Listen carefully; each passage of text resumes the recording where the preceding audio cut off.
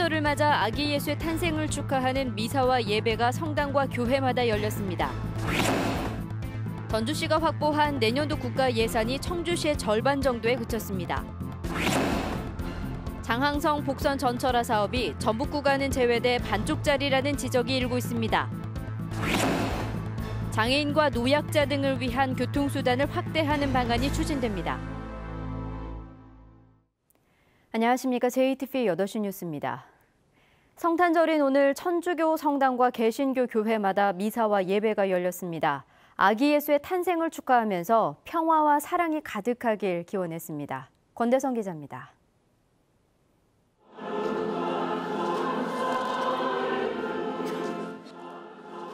하얀 옷을 입은 사제들이 경건하게 발걸음을 내딛고 신자들은 두 손을 모읍니다. 천주교 성당에서는 오늘 오전 구유에 녹인 아기 예수의 탄생을 축하하는 대축일 미사가 일제히 열렸습니다. 천주교 전주교구는 연약하고 보잘것없는 사람을 사랑하려고 아기 예수는 스스로를 작게 했다는 메시지를 전하며 성탄의 기쁨을 함께하자고 밝혔습니다. 정말 구세주께서 우리에게 기쁨을 주시고자 이 세상에 오셨습니다. 그래서 우리는 그 누구보다도 기쁜 마음으로 이 날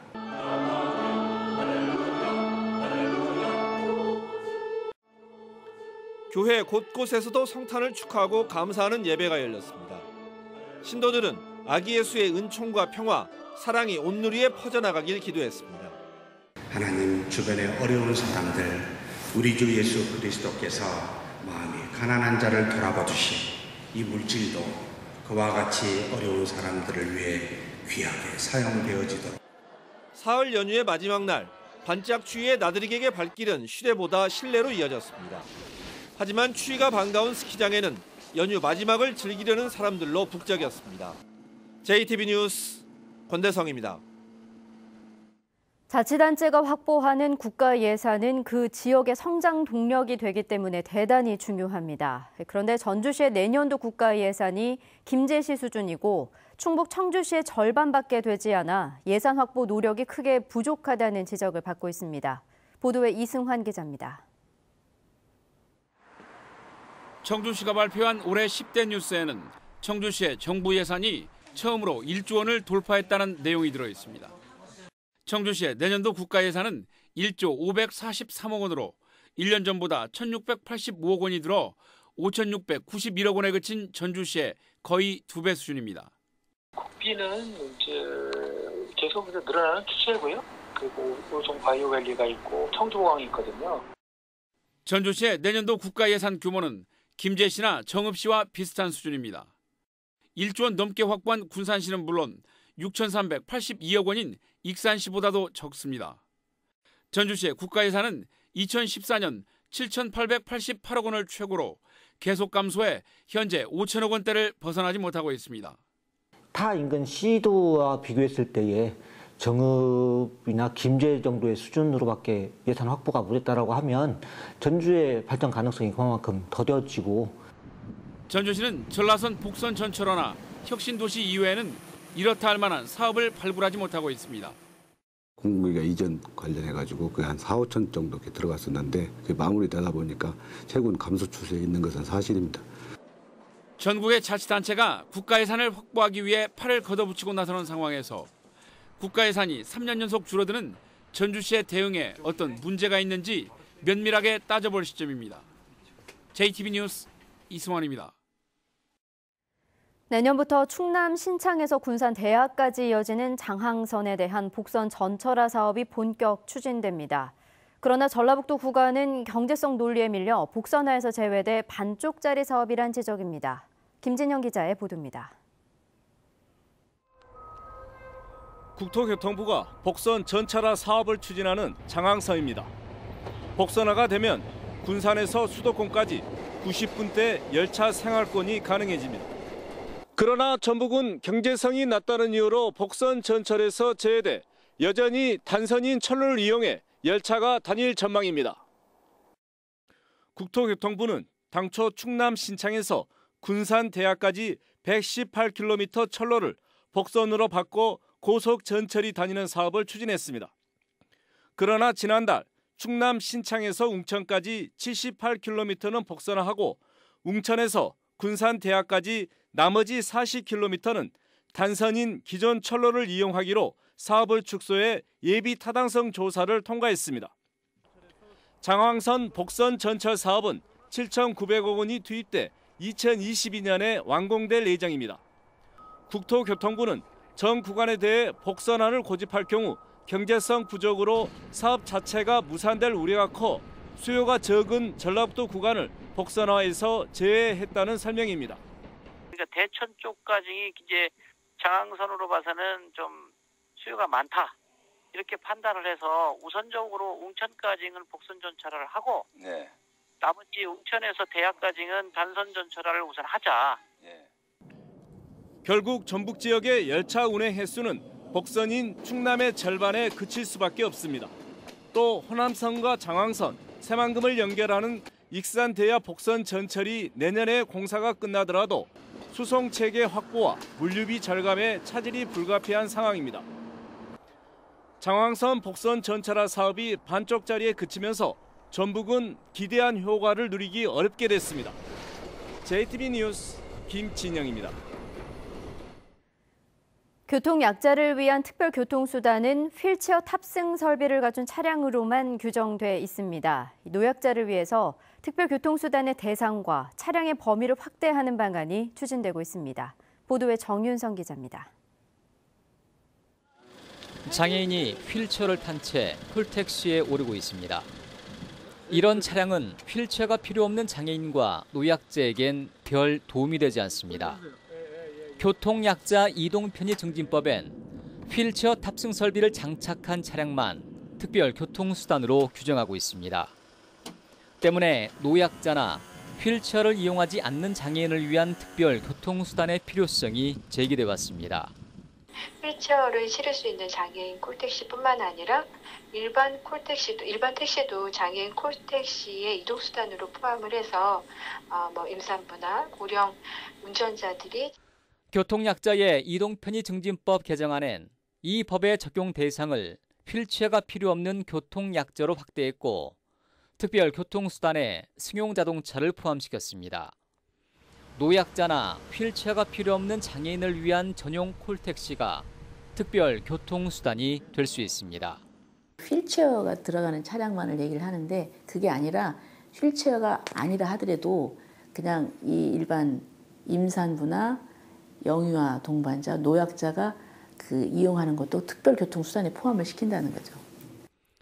개정안이 통과되면 자치단체는 국토교통부령으로 정하는 대수 이상의 특별교통수단을 운행해야 됩니다. 특별교통수단의 이용 대상을 고령자로 확대하는 것은 고령화 사회를 준비하는 선제적 조치의 성격을 갖는다고 볼 수 있습니다. JTB 뉴스 정유정입니다.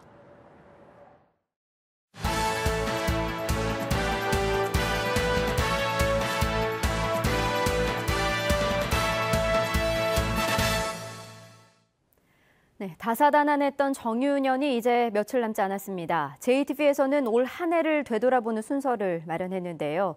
그 첫 순서로 기금운용본부 이전과 세계 잼버리 유치 등 주요 현안에 대해 살펴봤습니다. 송창용 기자의 보도입니다. 지난 4월 국민연금공단 기금운용본부가 전북에 둥지를 틀었습니다. 국민연금공단은 기금운용본부를 중심으로 전북을 금융도시로 만들어 나가겠다고 밝혔습니다.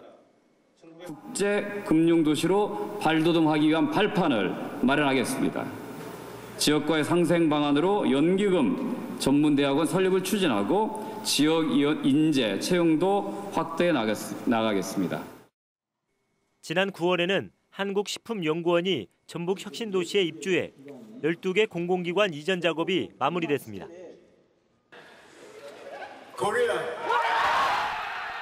앞서 8월에는 아제르바이잔에서 낭보가 날아들었습니다.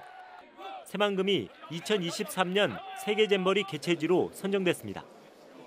그동안 주춤했던 새만금에 대한 기업의 투자와 기반시설 구축 사업에 속도가 붙고 있습니다. 국제협력 용지에 수변도시 개발을 하는 사업, 또 이후에 관광 레저 용지에 잼버리 부지를 개발하는 사업을 담당을 하게 될 것이고 내년은 전라도라는 명칭이 생긴 지 1000년이 되는 해. 조선시대 전북과 전남, 제주도를 관장하던 전라가명을 복원하는 사업이 첫 삽을 떴습니다. 사적을 지정할 수 있을 정도로 가장 역사적인 위치와 내용을 명확하게 확정을 지었고요. 그동안 뒷전에 밀려있던 전북의 가야 유적을 발굴, 정비하는 사업도 새 정부의 100대 국정과제 포함을 계기로 다시 시작됐습니다. JTB 뉴스 송창용입니다. 경찰이 실종된 5살 고준희 양의 가족 3명이 최근 휴대전화를 모두 바꾼 사실을 파악했습니다. 경찰은 준희 양의 가족 3명이 준희 양이 사라졌다고 밝힌 시기보다 나흘 앞선 지난달 14일 휴대전화를 모두 바꾸고 휴대전화에서는 준희 양의 사진이 한 장도 없는 점을 확인했습니다. 경찰은 이 같은 정황과 사건의 연관성을 살펴보는 동시에 실종 시점과 경위 등 모든 가능성을 열어놓고 수사하고 있습니다. 지역 특산품의 명칭을 지식재산으로 보호하기 위해 지난 2005년부터 시행된 지리적 표시 단체 표장이 전북에서는 37건이 등록된 것으로 집계됐습니다. 이는 전국 17개 시도 가운데 4번째로 많지만 93건으로 가장 많은 전라남도의 절반에도 미치지 못했습니다.